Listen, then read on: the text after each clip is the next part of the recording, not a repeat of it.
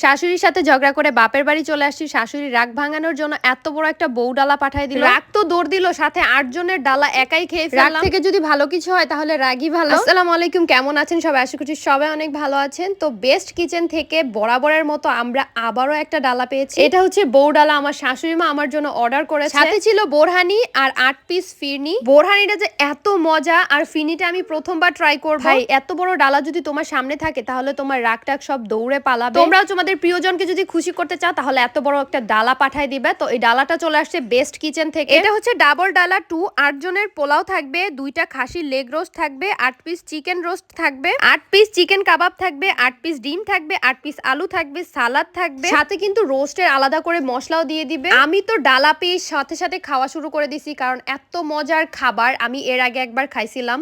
আসলেই বেস্ট, মানে তাদের প্রত্যেকটা খাবারই অনেক অনেক মজা। এই ডাবল ডালার সাথে তোমরা 8 কাপ ফিরনি